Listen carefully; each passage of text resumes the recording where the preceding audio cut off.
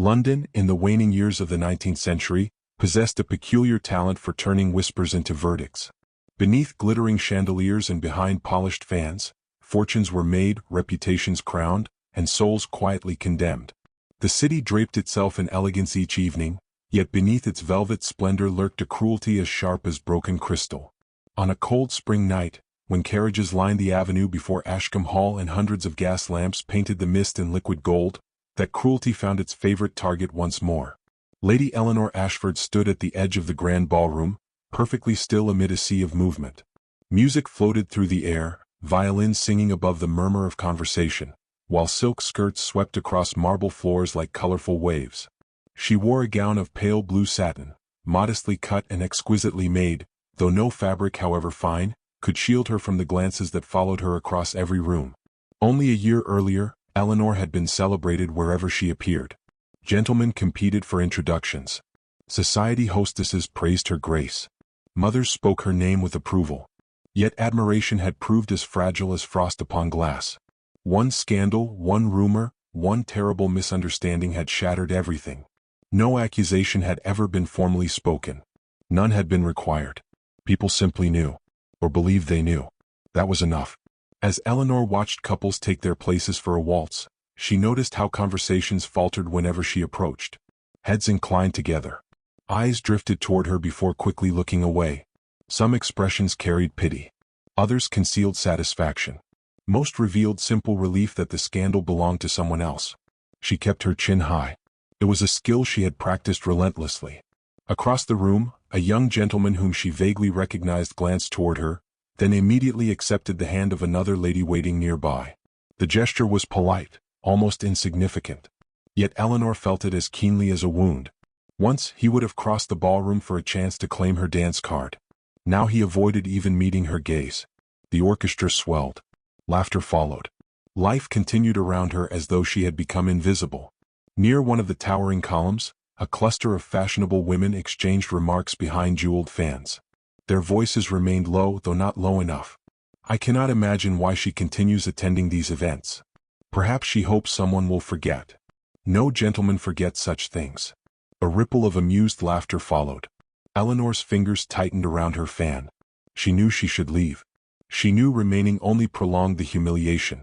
Yet surrendering the evening felt like another victory handed to those who had spent months erasing her place in society. So she remained. The decision required courage she no longer felt she possessed. Above the ballroom, crystal chandeliers scattered diamonds of light across gilded walls. Every glittering reflection seemed determined to illuminate her disgrace. The very grandeur of the room mocked her isolation. Meanwhile, among the guests gathered near the ballroom's entrance stood a man who appeared untouched by the restless currents of gossip. His Grace Sebastian Blackthorne, Duke of Ravensshire. Tall, broad-shouldered, and impeccably dressed in black evening attire, he carried the effortless authority of a man accustomed to command. His family's influence stretched across counties. His fortune seemed limitless. Newspapers chronicled his appearances. Mothers dreamed of securing his attention for their daughters. Yet Sebastian's expression held little interest in the social performance unfolding around him. His dark eyes observed, measured, considered. While others watched Lady Eleanor with judgment, he watched with curiosity. He had heard the rumors. Everyone had. Still, rumors rarely interested him. People did. And there was something about the lonely dignity with which Eleanor endured society's punishment that refused to leave his thoughts. The evening progressed.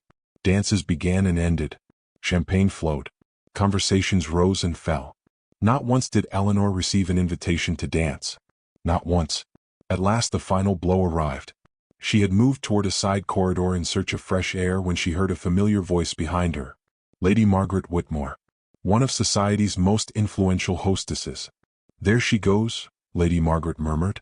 Another woman sighed dramatically. A tragedy, certainly. Perhaps. A brief pause followed. Then came the words that pierced deeper than any insult before them. No man would ever want a ruined woman. The sentence settled into silence. No one contradicted it. No one protested. No one defended her. For a heartbeat Eleanor could not breathe. Then she continued walking. Steadily. Gracefully. As though nothing had happened. Only years of discipline prevented her from breaking apart before witnesses. She crossed the corridor, descended a short staircase, and entered the conservatory beyond the ballroom. Glass walls enclosed a world of moonlit roses and exotic orchids. The sounds of music faded behind her, replaced by the gentle tapping of rain against the panes overhead. At last her composure fractured. Tears gathered despite her efforts to stop them. She turned away from the door, pressing trembling fingers against her lips. "What a fool I have been," she whispered. The words barely escaped. No man would ever want a ruined woman. Hearing them aloud made them seem crueler, more permanent. For the first time in many months, Lady Eleanor Ashford allowed herself to weep. She did not notice the conservatory door opening behind her, nor did she hear the measured footsteps approaching through the shadows. Only when a deep masculine voice spoke softly from the darkness did she freeze. "My lady," the stranger said, "forgive me, but I believe society has made a terrible mistake." Eleanor turned, and found the Duke of Ravensshire standing before her. For a suspended moment, neither of them moved.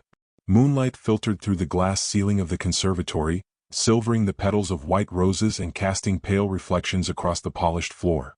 Lady Eleanor Ashford stared at the Duke of Ravensshire as though he had stepped from a dream fashioned by desperation. Of all the people in London, he was the last she expected to find standing before her tears. Embarrassment arrived first. She hastily turned away and lifted a gloved hand to her face. "Your Grace," she said quietly, striving for composure, "you should not have seen this." "Yet I did." His voice carried neither pity nor curiosity. It possessed something far more dangerous: understanding. Eleanor lowered her gaze. Most people looked at her and saw a scandal. Others saw a warning. The Duke appeared to see a person. The realization unsettled her more than cruelty ever could. Beyond the glass walls, rain slid down the panes in shimmering trails. The ballroom's music reached them only as a distant echo. "I fear you heard more than you ought," she said. "I heard enough."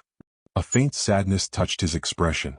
Society often mistakes repetition for truth. The words struck her with unexpected force. For months she had defended herself in silence because every explanation sounded like pleading. Every denial seemed to feed the gossip. Eventually she had stopped speaking altogether. Yet here stood a man who had reached his own conclusion without demanding her justification. Eleanor forced a small smile. "You are very kind, Your Grace." "No," he replied. "Merely observant." Silence settled between them. Not an uncomfortable silence. A thoughtful one. For the first time that evening, Eleanor felt the crushing weight upon her chest loosen slightly. The sensation frightened her. Hope was a dangerous thing, especially for women whose hopes had already been broken. At length Sebastian offered his arm. "Allow me to escort you home." Eleanor blinked. The request was perfectly proper. Yet everyone knew appearances governed London more ruthlessly than law. If they were seen together, tongues would wag before sunrise. "You need not trouble yourself. I assure you," he said evenly, "the trouble would be mine to judge." A reluctant laugh escaped her. The sound surprised them both. For one fleeting instant she seemed younger, lighter, closer to the woman she had once been. Sebastian noticed, and found himself wishing to hear that laugh again. Moments later they emerged from the conservatory. Several nearby guests immediately took notice. Eyes widened. Conversations faltered. The Duke ignored them completely. He escorted Eleanor through the crowded hall with calm confidence, neither hurried nor hesitant. The gesture lasted less than a minute. Its consequences would endure for weeks. Outside, rain drummed softly upon waiting carriages. A servant hurried forward with umbrellas while lanterns glowed warmly through the mist. Sebastian helped Eleanor into her carriage. She hesitated before stepping inside. "Thank you," she said. The words carried more emotion than she intended. His gaze held hers. "You owe me no gratitude, Lady Eleanor." The carriage door closed. As it rolled away into the wet London night, Eleanor found herself looking back through the window. The Duke remained standing beneath the rain-dark sky, watching. The image stayed with her long after she returned home. The following morning dawned gray and cool. Eleanor sat beside the breakfast room window of her modest family townhouse, attempting to focus upon a book she had not truly read for half an hour. Her aunt occupied the opposite chair. "You seem distracted." "I am not." "You are staring at the same page." Eleanor sighed. Before she could answer, a servant entered carrying an enormous arrangement of flowers. The room instantly filled with fragrance. White roses, cream peonies, delicate lilies. The bouquet was magnificent. Eleanor rose slowly. For whom? The servant presented a small card. Her pulse quickened. The handwriting was elegant and unmistakably masculine. A flower remains beautiful even when the garden refuses to see it. No signature appeared beneath the message. None was necessary. Her aunt's eyes widened. Oh my! Eleanor could only stare. No one had sent her flowers since the scandal. No one. The simple kindness touched a wound she had spent months pretending did not exist. By afternoon, half of London knew. By evening, all of London knew. Whispers spread through drawing rooms, tea salons, opera boxes, and private clubs. The Duke of Ravensshire had sent flowers to Lady Eleanor Ashford. Speculation multiplied like wildfire. Some insisted he pitied her. Others believed he intended to rescue her reputation. A few suggested something far more scandalous. Each version traveled faster than the last. Meanwhile, Eleanor attempted to ignore the growing storm. She failed. 3 days later she attended another society gathering. The moment she entered the ballroom she sensed the change. People watched her differently. Not with acceptance. With fascination. As though she had become the center of an unfolding drama. The attention made her uneasy. Across the room several young women whispered furiously behind jeweled fans. An older gentleman openly studied her. A matron narrowed her eyes. Every glance seemed connected by a single question. What was the Duke doing? Eleanor wished she knew. The orchestra began a waltz. Guests drifted toward the dance floor. She prepared herself for another evening spent standing alone beside the wall. Then movement stirred near the entrance. The crowd parted almost instinctively. Sebastian Blackthorne had arrived. A ripple passed through the room. He exchanged brief greetings but offered little conversation. Instead his gaze swept the ballroom. Searching. Finding. Eleanor felt her breath catch. Their eyes met across the crowded chamber. For one suspended heartbeat, the noise around them seemed to disappear. Then the Duke began walking directly toward her.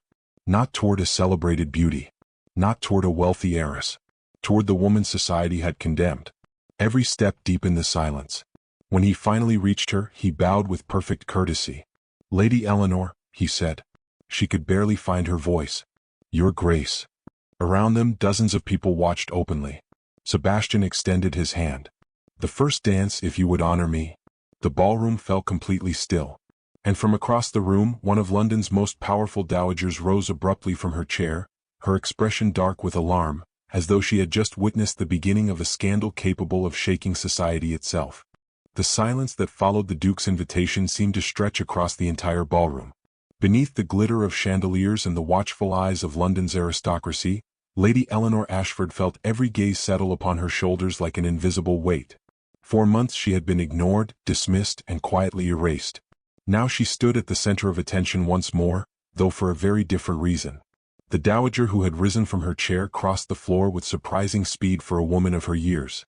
Her silver gown rustled sharply as she approached. Your Grace, she said, her tone perfectly polite and entirely disapproving, a word if I may. Sebastian lowered his hand but did not withdraw it. You may. The older woman cast a brief glance toward Eleanor. A private word. I prefer public conversations, Sebastian replied calmly.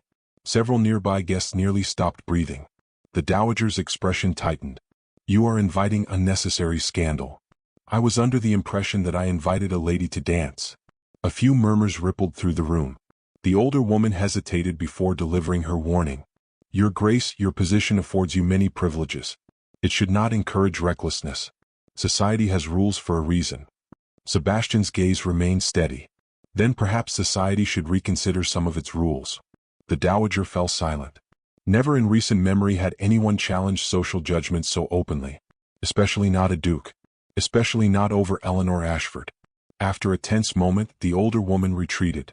The music continued. The room remained frozen. Sebastian turned back toward Eleanor. The dance, Lady Eleanor? For a heartbeat she considered refusing. Accepting would intensify the gossip. Declining might spare him. Yet something in his expression made the choice impossible. He was offering more than a dance. He was offering dignity. Slowly she placed her gloved hand in his. Together they stepped onto the polished floor. The orchestra resumed its waltz. Couples moved around them in graceful circles. Yet Eleanor remained acutely aware of the man guiding her through the dance. Sebastian's hand rested respectfully against hers. His posture remained impeccably proper. Not once did he exploit the attention they attracted. Instead, he treated her as though the world had fallen away. "You are remarkably brave," she said quietly. A faint smile touched his mouth. "I suspect others would call me stubborn. Then they would be correct." His low laugh warmed something inside her she had believed permanently frozen.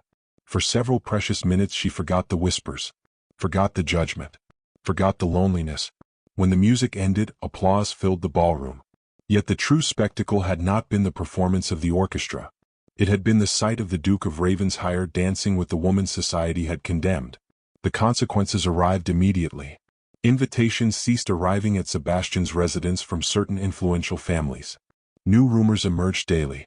Hostesses debated whether Eleanor should continue receiving invitations. Newspapers hinted at an unnamed nobleman behaving imprudently. The entire city seemed determined to transform kindness into controversy. Weeks passed. Then summer arrived. With summer came an invitation that surprised nearly everyone.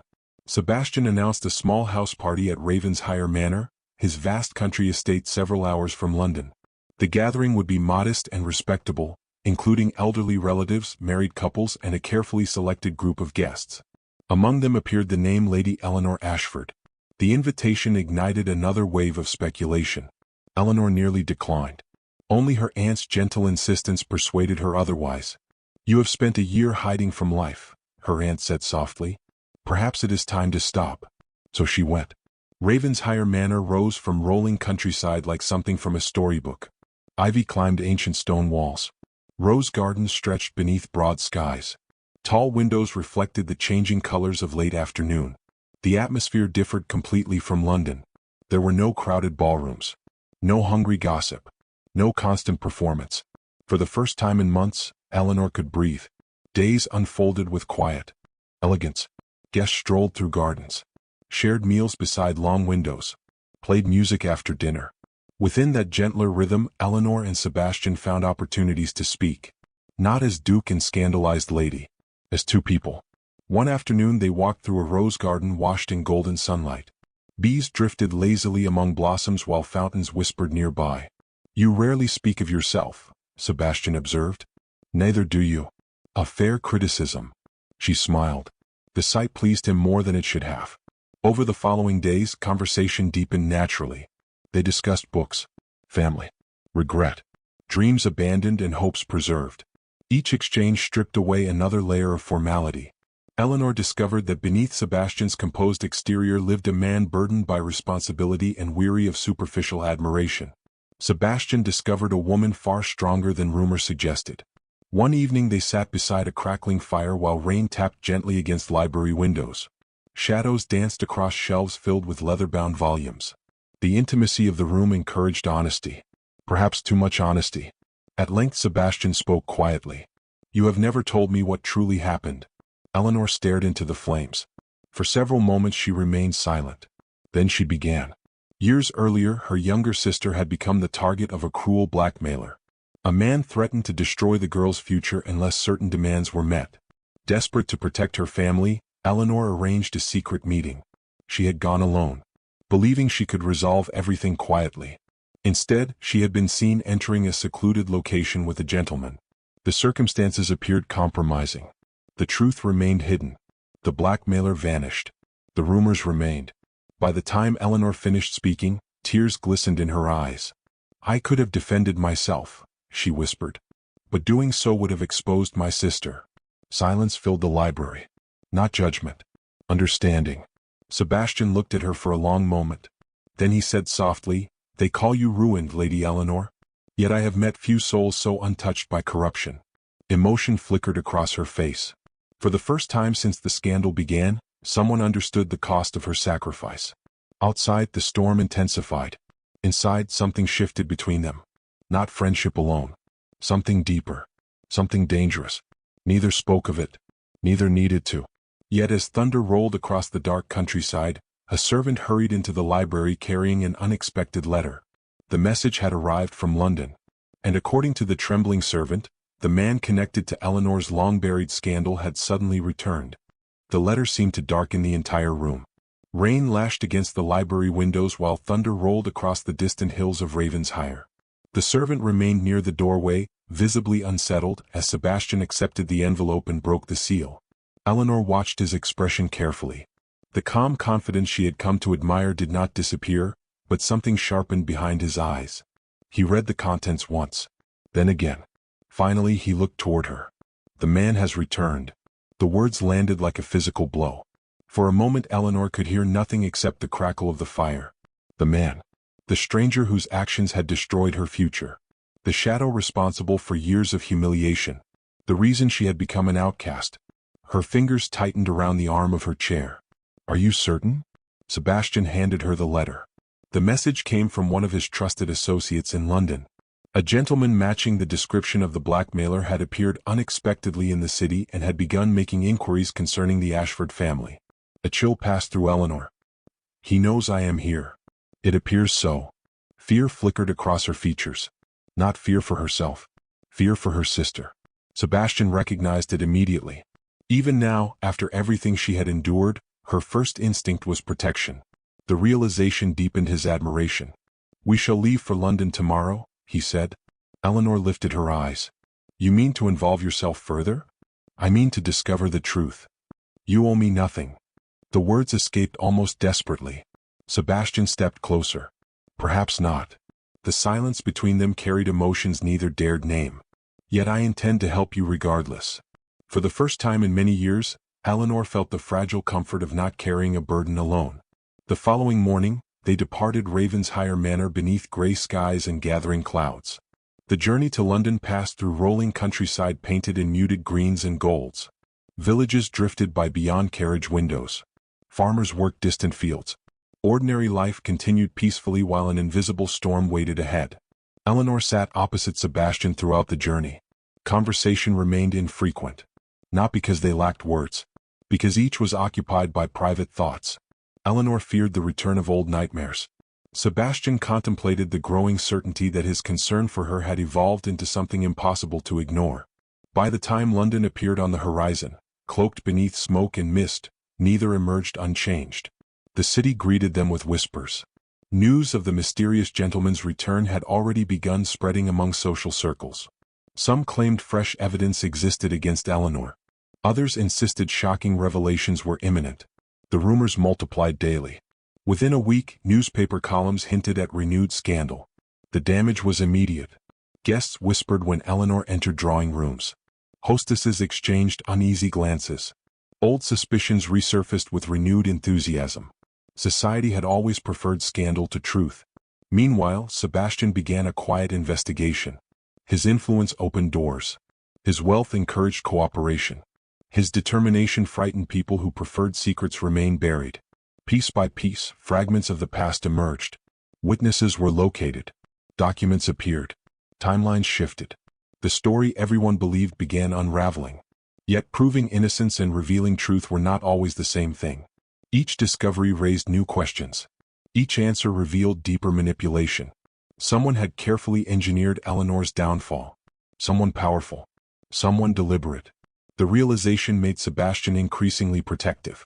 It also made him increasingly angry. One evening he arrived at the Ashford townhouse carrying several documents gathered during his inquiries. Eleanor received him in a quiet sitting room illuminated by firelight and candle glow. Outside, rain tapped softly against the windows. Inside, tension filled the air. Sebastian explained his findings. The blackmailer had maintained connections with influential members of society. Certain rumors had been encouraged deliberately. Certain witnesses had been persuaded to remain silent. The scandal had not spread naturally. It had been cultivated. Eleanor listened quietly. When he finished speaking, she stared into the fire. "It changes nothing." Sebastian frowned. "It changes everything." "No." Her voice trembled. "Even if the truth emerges, people will remember the scandal. They always do." He moved closer. "You underestimate your own strength. And you underestimate society." The words hung between them. For the first time, frustration entered her expression. Not directed toward him. Toward fate itself. "I am tired," she whispered. "Tired of defending myself. Tired of surviving. Tired of hoping." The confession broke something inside him. Because beneath her elegance and courage stood a woman exhausted by years of injustice. A woman who had carried suffering with remarkable dignity. A woman he loved. The realization struck with startling clarity. He loved her. Not because she needed saving. Not because she inspired sympathy. Because she possessed a rare nobility no title could bestow. For a brief moment he nearly spoke. Nearly crossed the final distance between them. Nearly confessed everything. But before he could, Eleanor rose abruptly. Tears shimmered in her eyes. You must stop. Confusion crossed his features. Stop what? Sacrificing yourself for me? The words emerged with painful honesty. Your reputation suffers because of my presence. Invitations disappear. People whisper. Opportunities vanish. None of that matters. It matters to me. Her voice broke. Because the truth she had fought hardest to deny now stood plainly between them. She loved him too. That love made everything worse. If she had cared less, remaining near him would have been easy. Instead, every act of kindness deepened her fear. Every smile increased the risk. Every shared moment threatened his future. I cannot allow this to continue, she whispered. Sebastian stepped forward. You are not responsible for choices I make. No. A sad smile touched her lips. But I am responsible for mine. The following morning, before dawn painted the city sky, Eleanor quietly departed. No farewell. No announcement. No explanation beyond a brief letter left behind. By the time Sebastian received the note, she was already gone. The message contained only a few lines. She thanked him for his kindness. She apologized for her departure. Most painfully of all, she insisted it was necessary. Sebastian read the letter twice. Then a third time. His expression hardened. Because he understood exactly why she had left. She believed she was protecting him. What she failed to understand was that he had no intention of allowing her to disappear from his life. Hours later, another discovery arrived from his investigators. A discovery capable of exposing the entire conspiracy. A discovery that could finally clear Eleanor's name forever. Clutching the evidence in one hand and her letter in the other, Sebastian raced toward the railway station, unaware that before the day ended, he would be forced to choose between protecting her reputation and publicly declaring the truth of his heart before all of London. The railway station roared with noise and motion. Steam billowed from iron engines, porters hurried across crowded platforms, and departing passengers disappeared through clouds of white vapor. Amid the confusion, Lady Eleanor Ashford stood beside a first-class carriage, clutching her travel case with trembling hands. The decision to leave had cost her dearly. Every mile she intended to place between herself and London felt like a blade cutting through her heart. Yet she could see no other path. Love had become the very thing she feared most. Not because it threatened her. Because it threatened Sebastian. For months she had watched society sharpen its knives against him. Every act of kindness he showed her invited criticism. Every public gesture encouraged new rumors. Every association with her stained a reputation he had spent a lifetime building. She could not bear becoming the cause of his downfall. A whistle sounded in the distance. Passengers began boarding. Eleanor closed her eyes briefly. Soon it would be over. Soon she would become nothing more than a memory. Then a familiar voice cut through the noise. Lady Eleanor. Her heart stopped. She turned. Across the crowded platform, Sebastian Blackthorne pushed through the gathering throng with determined urgency. His dark coat billowed behind him. Rain clung to his shoulders. His expression carried a mixture of relief, frustration, and unmistakable devotion. The sight nearly shattered her resolve. He reached her moments later. For several seconds neither spoke. Both simply stared, as though confirming the other was truly there. Finally Eleanor found her voice. You should not have come. Then it is fortunate I rarely obey foolish instructions.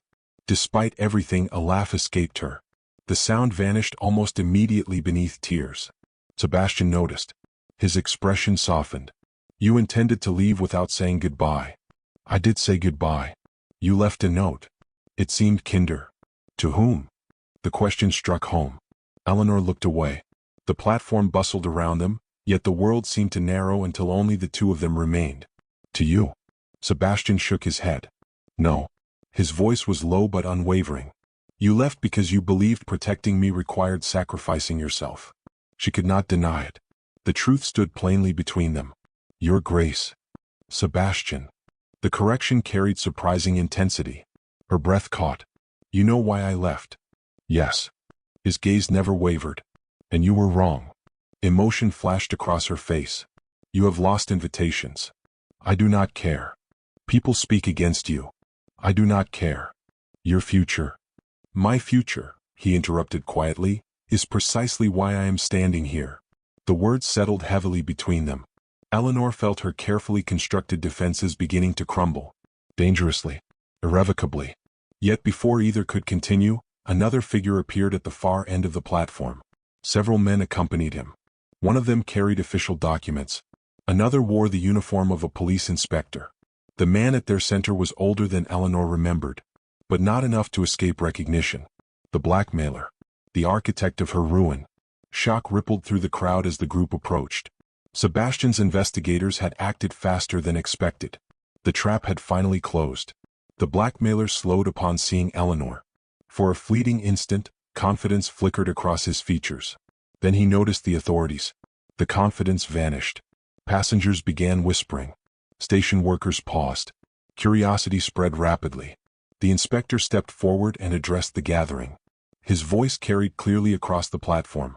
The evidence was extensive. Witness statements, financial records, correspondence, years of deception carefully documented.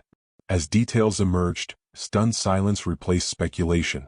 The blackmailer had fabricated evidence, manipulated witnesses, encouraged rumors, accepted payment from individuals eager to destroy the Ashford family's standing.